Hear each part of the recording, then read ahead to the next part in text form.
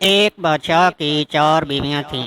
بادشاہ چاروں سے بہت زیادہ محبت کرتا تھا، مگر چوتھی بیوی اس کی نور نگاہ تھی۔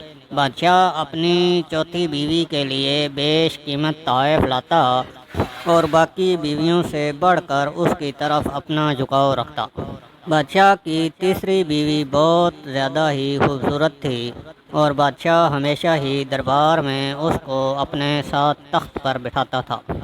بادشاہ کی دوسری بیوی سمجھدار، بردبار، مہربان اور تحمل والی خاتون تھیں، اور بادشاہ جب بھی کسی مشکل سے دوچار ہوتا تو اپنی دوسری بیوی سے مشورہ کرتا اور اس کے مشوروں سے فائدہ حاصل کرتا۔ بادشاہ کی پہلی بیوی انتہائی وفادار خاتون تھیں۔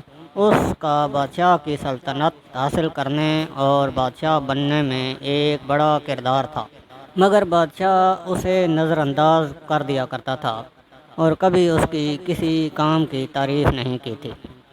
پھر ایک دن بادشاہ بیمار پڑ گیا اور بیماری اتنی بڑھ گئی کہ اسے اپنا دنیا سے جانے کا وقت قریب نظر آنے لگا۔ بادشاہ بولا، میں کیسا بادشاہ ہوں؟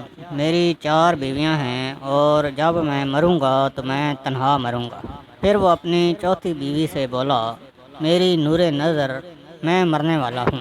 میں چاہتا ہوں تم بھی میرے ساتھ چلو تاکہ قبر کی تنہائی میں میرا ساتھ دے سکو۔ چوتھی بیوی نے بادشاہ کی بات سن کر منہ دوسری طرف پھیر لیا اور کمرے سے باہر چلی گئی۔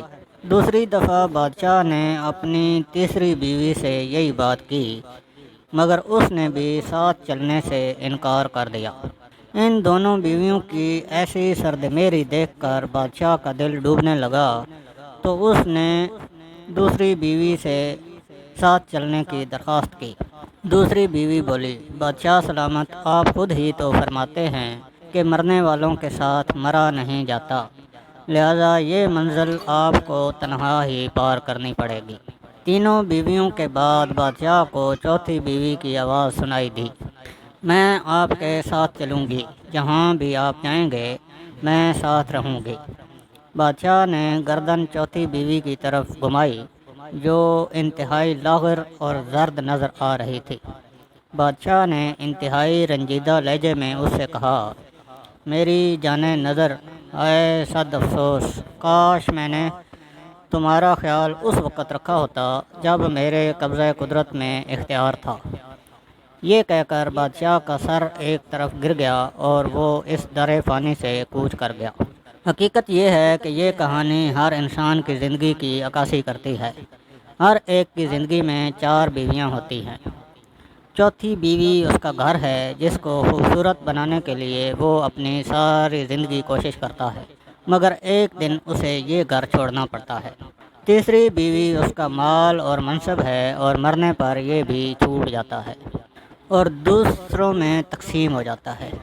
دوسری بیوی عزیز رشتہ دار اور دوست احباب ہیں جو کہ انسان کے مرنے کے بعد قبر تک اس کا ساتھ دیتے ہیں اور پھر واپس اپنی عارضی زندگی کی طرف لوٹ جاتے ہیں۔ پہلی بیوی انسان کی نیک عمل اور دعا ہے اور ساری زندگی گھر کو خوبصورت بنانے کی چاہت، دولت و شوکت حاصل کرنے کی آرزو اور رشتہ دار دوستوں کی محفل ہمیں اس کی طرف غور کرنے کا وقت نہیں دیتی، اور جب ہمیں اس کی ضرورت پڑتی ہے تب تک یہ ضعیف اور لاغر ہو چکی ہوتی ہے اور اب پچھتاوا ہوتا ہے، لیکن وقت گزر چکا ہوتا ہے۔ اللہ تعالی ہمیں وقت کی قدر کرنے کی توفیق عطا فرمائے، آمین یا رب العالمین۔